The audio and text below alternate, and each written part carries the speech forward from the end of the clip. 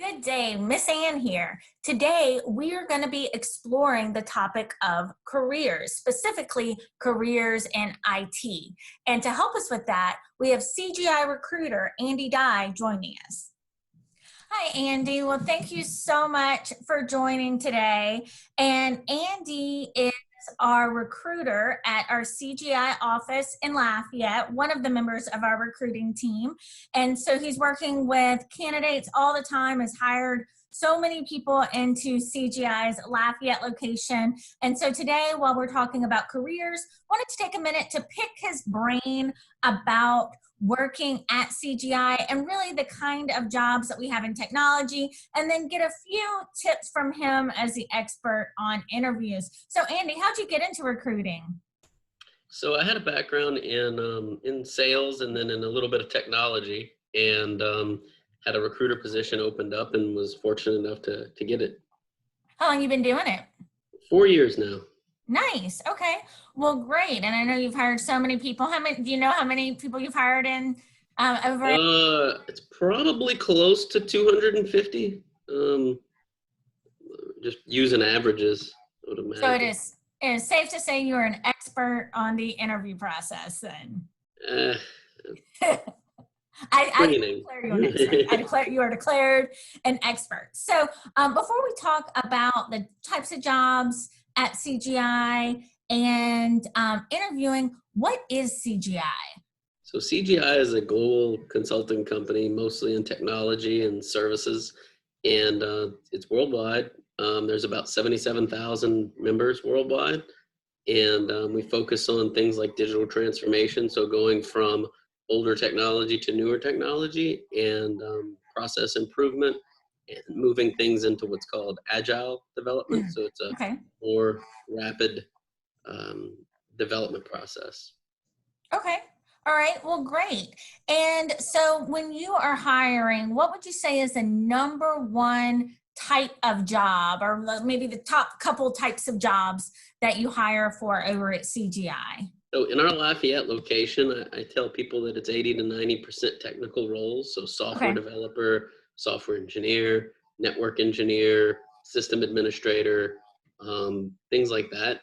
Every now and then we do have some non-technical roles that we would call business analysts or Mhm. scrum master type things. But for the most part, all of them require some sort of exposure to technology. Okay. And so speaking of what they require, especially focusing on those technical roles, what kind of backgrounds are you typically looking for in your candidates? The most common background is going to be, a computer science background, something in development. What I do see a lot of times is people that have worked in the industry long enough to Mhm. maybe have a different education background, but have many, many years working in the technologies that we look for. Okay. All right. Well, great. And so a little bit on the interviewing side of things. So someone's coming into an interview, they're nervous, they're excited, all the things. What is your biggest tip for that person coming in to interview with CGI or really any company? The biggest thing I would say is to do research on the company ahead of time and to do research on the position ahead of time, and see what kinds of things are desired and what kinds of things are required on that interview, on that job description, and see what you can do to understand how they all work together, what that role, what a common experience in that kind of role might be, and Hmm. to kind of see if it's something that you're excited about doing, but also to see what kinds of experiences that you might have that lend well to what they're looking for in those job postings. Okay. And what kind of mistakes do you see interviewees making? In the interview or on their resume? Either whatever jumps out at you. I think the biggest thing that I would see is people that may sell themselves short or Hmm. not think that something's worth mentioning when it is. For Ah, example, yes. if someone works on a type of technology as a hobby, but they don't put it on a resume and they don't bring it up in an interview, when that's actually the kind of a lot of interviewers look for somebody that takes their initiative to learn something on their own and to expand their horizons just on their own as a hobby. That is a great answer, and I've seen people make that mistake before too, and that's really great advice. And so now, let's say you have a candidate. They've listened to what you've said. They've done the research. They've researched interviewing. They've done everything to the T. They thought they were qualified for the role, and they don't get the job. What advice? What would you tell that person?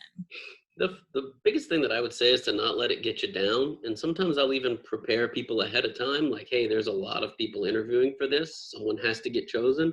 Unfortunately, somebody has to get passed over. And it's not like a personal thing necessarily. It's just it's that you weren't picked. And then I would have them go back to some of, how can you make your resume look more like what they're looking for on a job description? And is it doing some self-study? Is it getting a certification in something that you can do on your own time? Is it learning some different aspects of the technology industry that you can use to bolster your own resume and appear better on paper, but also in the interview figure out like what are based on how the interview just went, what did you figure out that they were looking for?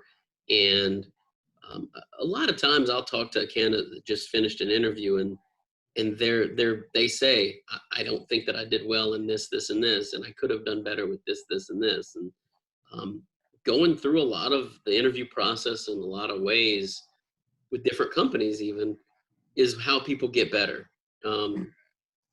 Just be willing to take, not necessarily criticisms, but take constructive feedback on how you did and always be improving. That's great. And so many of the people who are watching this video today, they're probably high school students. They're not quite sure. They may think, okay, maybe I want to go into technology. What advice would you have for those students in terms of preparing for a technology career? So there's a few things that I would say are a big deal. One is have it be your hobby, be a student of the business. So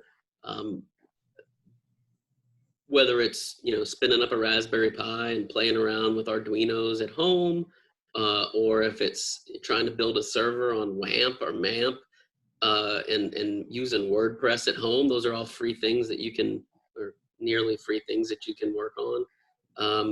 The other thing would be to realize that if you look at the minimum requirements for an entry-level job out of college, once you get into that interview, everybody's got those minimum requirements. So they're not as important.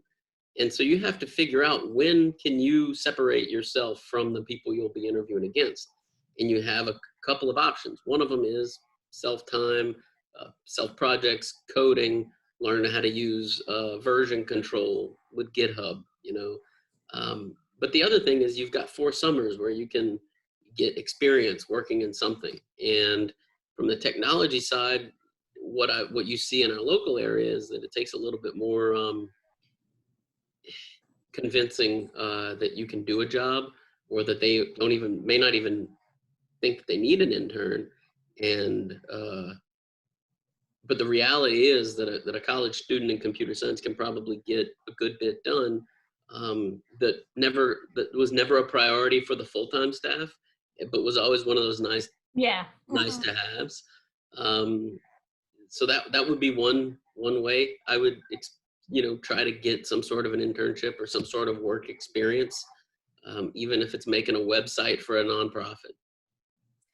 Great. Well, that is great advice. Thank you so much for your time. This is all super helpful information. I know I learned a lot, and I know our viewers are going to really appreciate your insight and your knowledge and sharing that great subject matter expertise that you have with us. Thanks so much for coming, Andy, and we'll talk to you again soon. Thanks for having me, Ann. Thanks.